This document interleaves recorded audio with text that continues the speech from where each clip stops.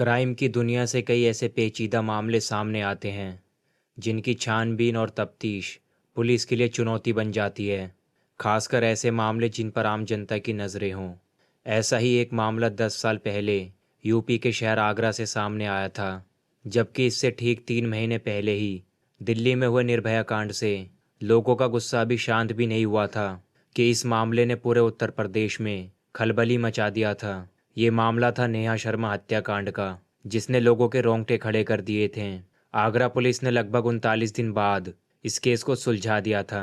Police कातिल तक कैसे पहुंची थी, आज की क्राइम की जानकारी में सब कुछ तफसील से बताऊंगा। लेकिन उससे पहले अगर आप चैनल पर नए हैं तो चैनल को सब्सक्राइब कर लें और बेल आइकन ऑल पर प्रेस कर लें ताकि नई वीडियोस की नोटिफिकेशन आप तक पहुंच जाए। तो चलिए आगे बढ़ते हैं। बात है 15 मार्च साल 2013 की। शाम के करीब 7:30 बजे थे। उसी वक्त आगरा पुलिस कंट्रोल रूम में एक फ़ोन आता है। कॉल करने वाला पुलिस को बताता है कि आगरा के दयालबाग इलाके में खेलगांव के पास एक लावारिस अल्टो कार खड़ी है। पुलिसकर्मी ने सूचना नोट की और मैसेज वायरलेस पर फ्लैश कर दिया।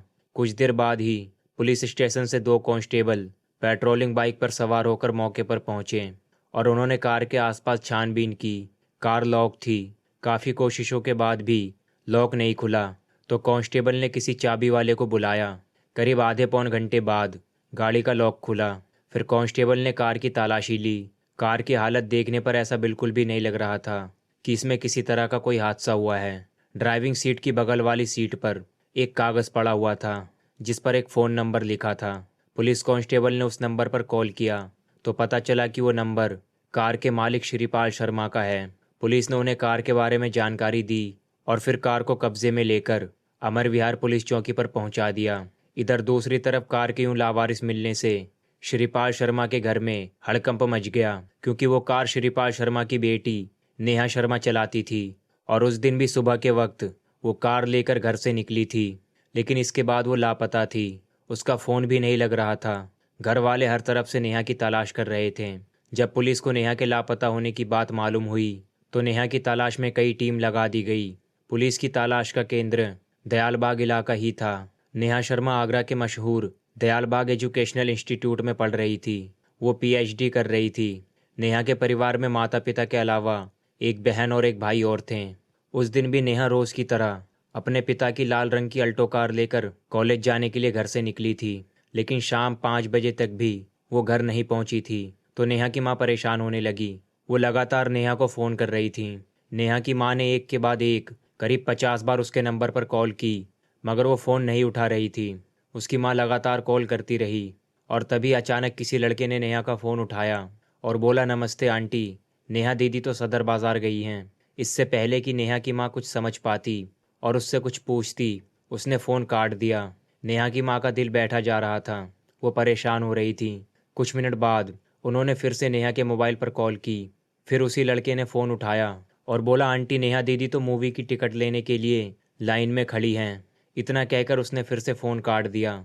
नेहा की माँ ने फिर से फ़ोन किया, लेकिन इसके बाद नेहा का फ़ोन स्विच ऑफ हो गया। नेहा की माँ ने फ़ौरन अपने पति को इस बात की जानकारी दी और फिर वो नेहा का पता लगाने के लिए इधर उधर फ़ोन घुमाने लगी, मगर कहीं से कुछ पता नहीं चला। अब नेहा की माँ को किसी अनहोनी का डर सता रहा था। पिता और भाई नेहा की तलाश कर रहे थे। रात के करीब 8:30 बज चुके थे। पुलिस भी नेहा की तलाश में लगी थी। पुलिस ने अलग अलग एंगल से पूछताछ की, पर कोई सुराग नहीं मिल पा रहा था। एक जवान लड़की के इस तरह गायब हो जाने से पूरे पुलिस डिपार्टमेंट में हड़कंप मच गया था।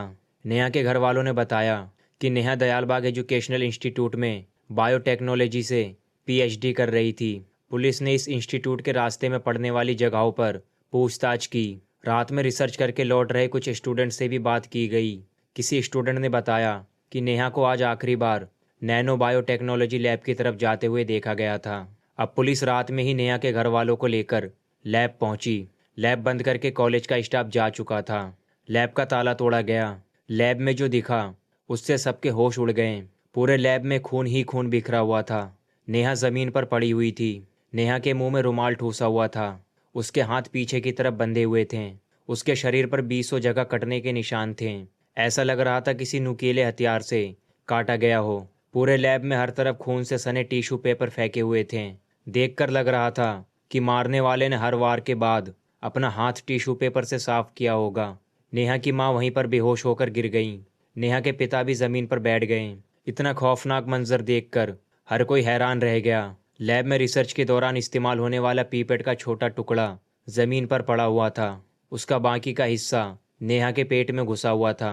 पीपेट कांच का बना एक लंबा उपकरण होता है जिसकी मदद से रिसर्च स्कॉलर किसी केमिकल की नाप लेते हैं। नेहा की सलवार घुटने के नीचे तक खिसकी हुई थी।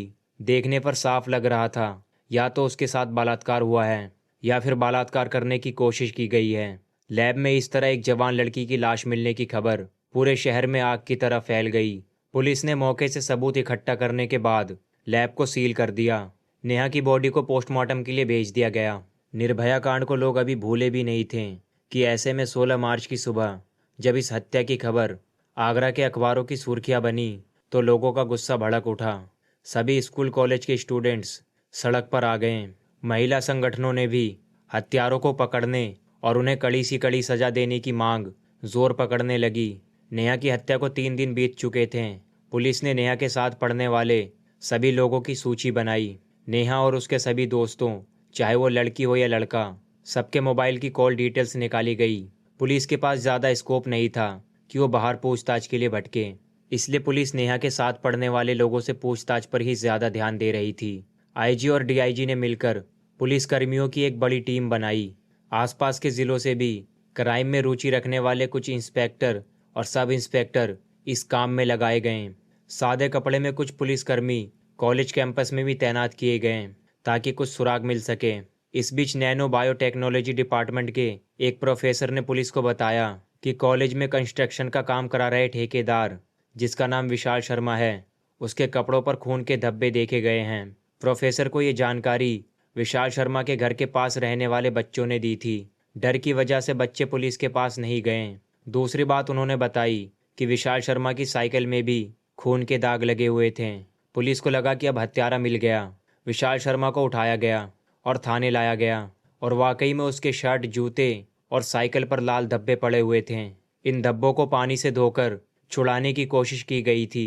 पुलिस ने पूछताछ शुरू की तो विशाल ने बताया कि सर, मैं ठेकेदार हूँ, मैं मकानों में पेंटिंग्स का भी काम करता हूँ। ये खून के धब्बे नहीं, ये पेंट के दाग हैं। लेकिन पुलिस कुछ भी सुनने को तैयार नहीं थी। पुलिस ने विशाल की शर्ट, जूते और साइकिल पर मिले धब्बों को जांच के लिए आगरा में मौजूद फॉरेंसिक लैब में भेज दिया। 3 दिन बाद रिपोर्ट आई जिसमें ये बात साफ हो गई कि ये खून के धब्बे नहीं थे, बल्कि ये कोई रंग है जो बिल्कुल खून से मैच कर रहा है। फिर विशाल शर्मा को पूछताछ के बाद छोड़ दिया गया। नेहा के कॉलेज का स्टाफ पुलिस जांच में कोई खास सहयोग नहीं दे रहा था। नतीजा ये रहा कि 15 दिन बाद भी पुलिस के हाथ कोई ठोस सबूत नहीं लग पाया था। कॉलेज के लोगों ने पुलिस पर परेशान किए जाने का आरोप लगाते हुए इलाहाबाद कोर्ट में रीट दाखिल कर दी। आरोप ये लगाया कि पुलिस सीनियर अफसरों को, सीनियर कर्मचारियों को बार बार थाने बुलाकर तंग कर रही है। अब जब पुलिस पर इस तरह के आरोप लगाए जाते हैं तो पुलिस का काम धीमा पड़ जाता है। कॉलेज का कोई भी प्रोफेसर, कोई भी स्टूडेंट पुलिस के पास आने को तैयार नहीं था। अगर उन्हें पूछताछ के लिए थाने बुलाया जाता था तो उनकी तरफ से फ़ौरन एक याचिका हाई कोर्ट में पड़ जाती थी। हाई कोर्ट में डेट पड़ती थी और पुलिस अधिकारियों को जवाब देना पड़ता था। फिर एक दिन नेहा के घर वालों ने आईजी से संपर्क किया और उन्हें बताया कि नेहा के साथ पढ़ने वाले बच्चों ने जानकारी दी है कि दयालबाग एजुकेशनल इंस्टीट्यूट के चेयरमैन, जो कि पूर्व आईएएस भी हैं, उनका एक भांजा है। उसका नाम है उदय स्वरूप। वो अक्सर लैब में आया करता था, थोड़ी देर बैठता था, दूसरे रिसर्च स्कॉलर से बातचीत करता था और चला जाता था। बच्चों को शक है कि हो ना हो ये उसी की करतूत हो सकती है। वो बहुत मनबड़ किस्म का है और अपने मामा के दम पर बदमाशी दिखाता है। वो कहता है कि इस कैंपस के भीतर मैं चाहे कुछ भी करूं, मेरा कोई कुछ नहीं बिगाड़ सकता। शायद इसलिए बच्चे पुलिस के सामने आकर उसका नाम नहीं ले रहे हैं। इसके बाद पुलिस ने जब उदय को थाने में पूछताछ के लिए बुलाया तो बड़े बड़े लोगों के फ़ोन आने लगे। उसके चेयरमैन मामा ने पुलिस को फ़ोन करके कहा कि उदय कोई चोर या बदमाश नहीं है जो उसे थाने में बुलाकर पूछताछ की जा रही है। पुलिस को जो कुछ भी पूछना है घर पर आकर पूछ सकती है। मैंने उसको घर पर रोक रखा है। अब पुलिस घर पहुंचती है और पूछताछ शुरू करती है। उसके जवाबों से ऐसा लगा कि वो नेहा को जानता ही नहीं है। वो साफ इनकार करता है कि मैं नेहा को जानता ही नहीं। पूछताछ से पुलिस को भी लगा कि उदय का इस हत्या से कोई वास्ता नहीं है। वहीं पुलिस की पूछताछ से उदय का परिवार काफ़ी नाराज़ हो गया। इधर कॉलेज में सादी वर्दी में तैनात पुलिस वालों ने धीरे धीरे स्टूडेंटों से बातचीत शुरू की। सबने शक जताया कि नेहा की हत्या में उदय का ही हाथ हो सकता है। पुलिस ने एक बार फिर उदय से पूछताछ करने का फैसला लिया। पुलिस उसके घर पहुंची और इस बार थोड़ी सख्ती दिखाई। अगले ही दिन उदय के घर वालों ने हाई कोर्ट में पुलिस के ऊपर हैरेसमेंट करने की शिकायत दर्ज करा दी। इसी बीच नेहा की पोस्टमार्टम रिपोर्ट भी आ गई। रिपोर्ट में दो बड़ी बातों का खुलासा हुआ। पहला ये कि नेहा की हत्या से पहले उसे क्लोरोफॉर्म सुंघाकर बेहोश किया गया था। नेहा के साथ बलात्कार हुआ या नहीं, इसको लेकर रिपोर्ट में कुछ स्पष्ट नहीं किया गया। गोलमाल बातें बताई गई, मतलब स्लाइड ले ली गई है, जांच के लिए भेज दी गई है। रिपोर्ट आने पर बताया जाएगा। हत्या के 15 दिन बाद यानी 29 मार्च को पुलिस एक बार फिर नैनो बायोटेक्नोलॉजी लैब गई। पुलिस ने वहां 2 सीसीटीवी कैमरे लगवाए ताकि हर एंगल से जांच कवर हो सके। लैब में मौजूद उपकरणों पर धूल जम गई थी। उसे कागज़ों में इकट्ठा किया गया। खून सूख चुका था, इसलिए ज़मीन को साफ किया गया। करीब 2.5 घंटे तक पुलिस ने साफ सफाई की और इस दौरान जो भी सामान मिला, कूड़ा करकट, किसी उपकरण का पार्ट, धूल वगैरह, सब अलग अलग पैकेटों में इकट्ठा कर लिया गया। लैब के सभी उपकरणों पर मौजूद फिंगरप्रिंट्स भी ले लिए गए। फॉरेंसिक लैब में इन सब चीज़ों की बहुत बारीकी से जांच की गई। इस दौरान कुछ बाल मिले, कुछ बाल महिला के थे तो कुछ पुरुष के। इसके बाद पुलिस एक बार फिर उदय के घर पहुंची और उसके पहने हुए एक कपड़े की मांग की। इस बात पर उदय के घर वाले भड़क गए, पर बाद में उन्होंने उदय का पहना हुआ एक कपड़ा दे दिया।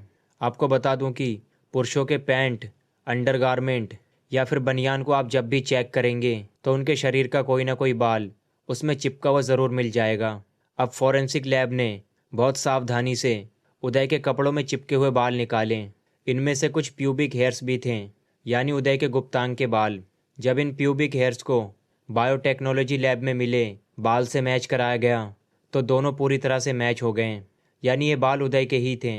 इससे पुलिस का शक यकीन में बदल गया कि इस हत्या में उदय का ही हाथ है।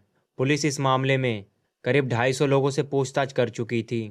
इतने दिन बीतने पर केस को सीबीआई को सौंपने की मांग उठने लगी थी। पुलिस ने नेहा से रिलेशन को लेकर उदय के दोस्तों से भी पूछताछ की। इस बीच दयालबाग इंस्टीट्यूट के एक प्रोफेसर ने पुलिस को बताया कि हत्या वाले दिन नेहा की लाल रंग की कार को लैब का एक टेक्नीशियन, जिसका नाम यशवीर सिद्धू है, वो चला रहा था। अब पुलिस देर रात यशवीर सिद्धू के घर गई और उसे उठा लाई। पूछताछ के दौरान यशवीर सिद्धू ने पूरी घटना तो बताई, लेकिन आरोपी का नाम नहीं बताया। अब पुलिस ने लैब में काम करने वाले सभी चपरासियों और सफाई कर्मचारियों से लंबी लंबी पूछताछ शुरू की। इस पूछताछ से ये पता चला कि उदय बार बार लैब में आता था। अब पुलिस ने दबाव डालकर उदय को पूछताछ के लिए थाने बुलाया और एक साइकोलॉजिस्ट को भी साथ में बिठाया गया। पुलिस ने इस बार उससे मौखिक सवाल नहीं किए, बल्कि छोटी छोटी पर्चियों में ढेरों सवाल लिखे गए और उदय से कहा गया कि वो लिखकर सबका जवाब दे। पुलिस ने कड़े सवालों से ऐसी घेराबंदी की कि इस बार उदय टूट गया और उसने नेहा की हत्या करने का सच कबूल कर लिया।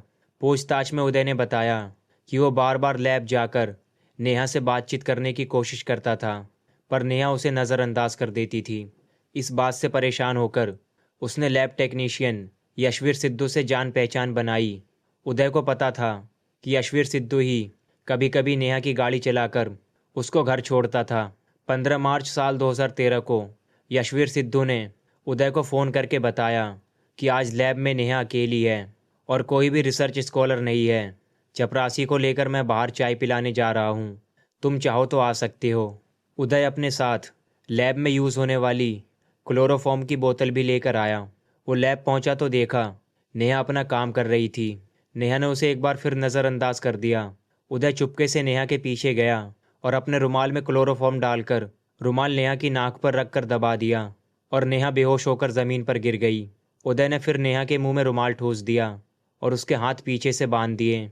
इसके बाद उसने नेहा की सलवार उतारने की कोशिश की, पर शायद क्लोरोफॉर्म कम मात्रा में था, इसलिए नेहा पूरी तरह से बेहोश नहीं हो पाई थी। उसने उदय की हरकतों का कड़ा प्रतिरोध किया। नेहा के हाथ तो बंधे थे, पर उसने पैर चलाकर उठकर और सर झटक कर उदय को उसके मकसद में कामयाब नहीं होने दिया। इस पर झल्लाए उदय ने कांच का पीपेट उठाया और उसे आधा तोड़कर नेहा पर हमला करना शुरू कर दिया। वो नेहा के शरीर पर नुकीले पीपेट से लगातार वार करता रहा। शरीर से बहुत ज़्यादा खून बह जाने की वजह से नेहा की मौत हो गई। फिर उदय ने नेहा की कार की चाबी उठाई और लैब के बाहर मौजूद यशवीर सिद्धू को दे दी ताकि वो कार को कहीं दूर ठिकाने लगा दे। यशवीर ने नेहा की कार को चुपके से दयालबाग इलाके के खेल गांव के पास खड़ी कर दी और वहां से चला आया।